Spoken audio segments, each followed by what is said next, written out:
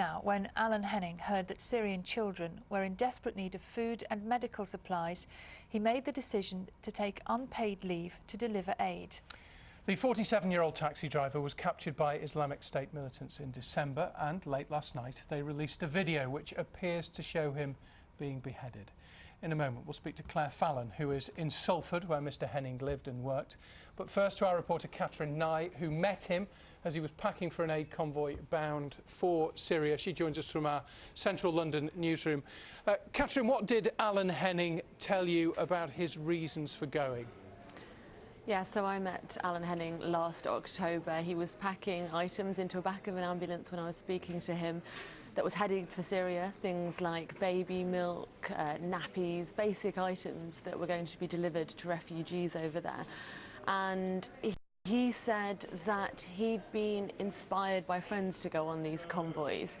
He, as a taxi driver, he had a lot of British Muslim friends who'd been travelling quite safely for some time, or as safe as you can ever travel, in and out of Syria on these aid convoys. He'd seen their work, he'd thought it was quite amazing really, and so he'd started to help out with fundraising for convoys, helping fix up the ambulances ready for these convoys.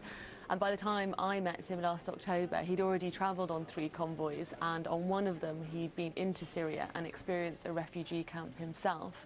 And so by the time I met him, he told of having a completely life-changing experience, going to the refugee camp, holding a child, the picture we've seen of him so many times, holding a child in a Syrian refugee camp.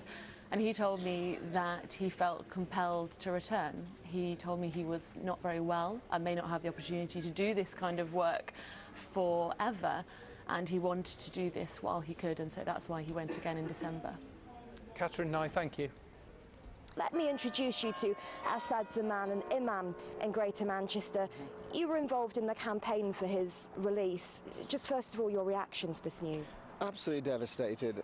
We were really hoping when their own courts acquitted him last week or a few days ago that he would be soon released and reunited with his family. So when I heard the news last night by yourselves, I was speechless and quite emotional, quite frankly. I just felt that, you know, I've spoken so much about him, appealed to his captors to release him, read so much about him that someone very close to me had actually been killed. It really felt like that. It's not just a statistic, but somebody personal had just passed away. After all of those appeals, there did seem to be a feeling that they might be listened to in this instance.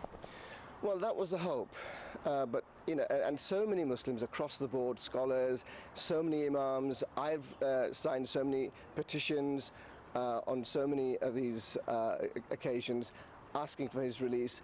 We felt, you know, with so much Muslim weight behind, you know, his release, that, you know, he would be released. But clearly, these people have no compassion.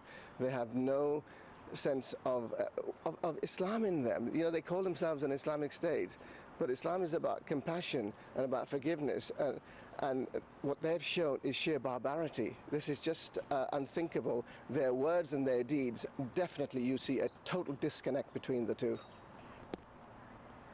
And as a Muslim, you must, as a Muslim leader, you must despair that people claiming to be the Islamic State are doing this.